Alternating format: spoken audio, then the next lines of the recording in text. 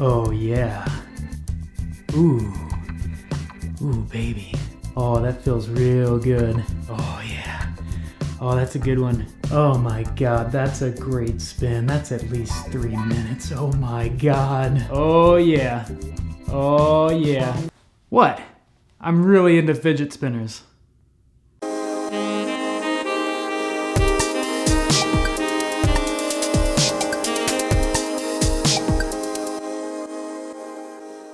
Well, hello internet. My name is Zenworm, and today I'd like to talk to you about my experience with the Google Daydream VR headset. But first things first, let's unbox it.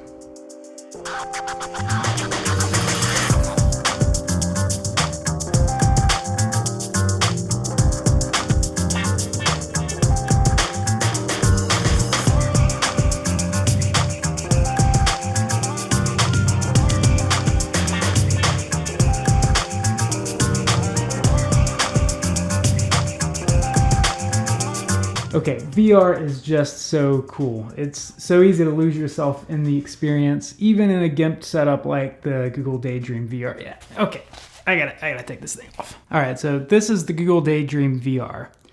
Actually, this is Daydream VR, and that's the brilliant thing about it. Google has figured out how to bring VR to the masses in a really convenient way. Now, this beautifully designed headset, and I mean, look at this sexy beast of a thing. When you look at that fabric, it's so futuristic yet familiar. It just makes you want to rub your fingers along its dimpled skin. And this headset only serves two purposes: to hold the phone and to beam the images directly to your retinas. That's it. And oh yeah, you get this remote that is probably important for something. But the main Daydream experience is really handled in the phone itself, which is why Google says you need certain compatible phones to make all this work. So you can probably see the appeal of this thing. If you have a Daydream compatible phone, you're a simple headset away from a pretty good VR experience. Compare that to something like the HTC Vive, where you have to set up all these sensors around your room and have all these wires connected to your head.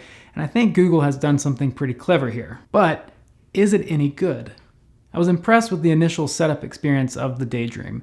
After attaching the phone to the headset, you're dropped into this forest where you have to learn how to look around and point at things, and I was instantly reminded of why VR is so awesome. I forgot that I was just standing in a room, and I was actually there in this forest, looking around at all these cute little animals popping up from behind the rocks and in the trees. So after the tutorial, you're dropped onto the home screen, and this is where things started to get a little weird. They don't really tell you what to do next, and I had a lot of issues searching for and downloading new VR content from within the headset experience itself. And because I got the LG V30 bundle deal, I was given 5 games for free: The Clips, Virtual Rabbids, Keep Talking and Nobody Explodes, Lola the Giant, and Wands. And all of these were fantastic experiences that really show off what the Daydream is capable of. I spent the most time with Eclipse, but I really like Keep Talking and Nobody Explodes, which isn't a Daydream exclusive, but it works well with the limited capabilities of the headset and the controller. It's green, so I think that means we did it. We're good. Okay. Whew. All right, let's do the button. We have 5 seconds. I don't know. Oh shit. I'm sorry. I don't. It's a multiplayer experience, which I think is really interesting considering that VR is, by its nature, a very enclosed and private experience.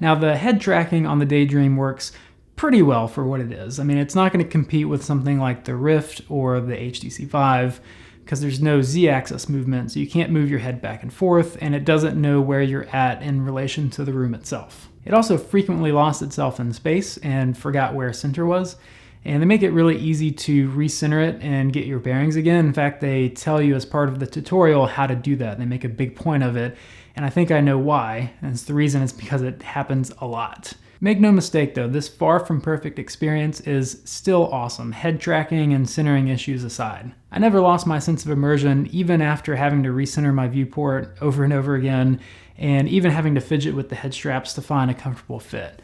Now, the Daydream doesn't compete with its bigger brothers like the Rift or the HTC Vive, But I don't think it was meant to. I mean, look, nobody's gonna go out and buy an $800, $900 phone and drop an extra $100 on a headset just to experience VR. That's the beauty of what Google has done here. Daydream works with the Android phone that you already have, if you have an Android phone. And if they keep expanding the compatibility with newer phone releases in the future, and if they can start bridging that feature gap between the Daydream and its bigger brothers, I think this direction could be really powerful, a great way to start bringing VR to everyday people. So here's my final thought on Daydream VR. This is entry-level VR, make no mistake. But if you own a compatible phone, and if you are at all interested in VR, and you're not willing to invest in a bigger and more powerful setup, then I think $100 for a V2 Daydream headset is kind of a no-brainer. And you can even get the V1 headsets used for a lot cheaper. And I'll throw this out there too.